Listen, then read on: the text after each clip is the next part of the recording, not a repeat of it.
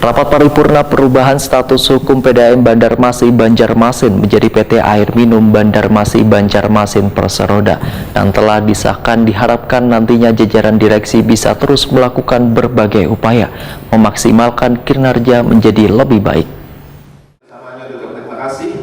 Rapat paripurna perubahan status hukum PDAM Banjarmasin Banjarmasin menjadi PT Air Minum Banjarmasin Banjarmasin Perseroda disahkan tengah hari Kamis 24 Maret 2022. Anggota Komisi 2 DPRD Banjarmasin Awan Subarkah Wetakudi Prima TV berharap jajaran direksi bisa terus melakukan upaya memaksimalkan kinerja menjadi lebih baik, terutama menyusun langkah-langkah atau bisnis plan yang kemudian dipresentasikan kepada pemerintah kota Wan DPRD Banjarmasin. Politisi Partai Keadilan Sejahtera ini pun menegaskan peremajaan pipa sudah menjadi keharusan supaya distribusi banyu ke pelanggan harus sama dengan kualitas wayah memproduksi. Menurut Awan Subarkah, masih didapatinya pipa kropos kadang hanya mengganggu distribusi banyu ke pelanggan, namun turut pula merubah kualitasnya ke pelanggan. Sehingga masalah perpipaan ini harus menjadi prioritas untuk diselesaikan. Awan Subarkah menyatakan, bila Dewan sangat memberikan dukungan penuh demi kenyamanan warga menikmati banyu berasih dari PT Air Minum Banjarmasin Banjarmasin Perseroda.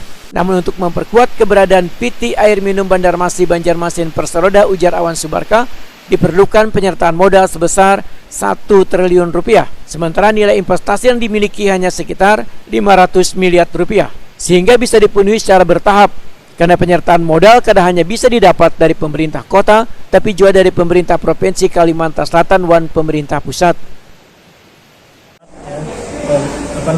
Dan sehat itu memerlukan modal sebesar 1 triliun. Nah, kemudian untuk memenuhi mencapai 1 triliun itu, maka perlu dilakukan tahapan-tahapan dengan penyertaan modal secara bertahap. Kemudian dalam tahun ini nanti berapa, tahun depan berapa, terus sampai pada saatnya nanti tercapai.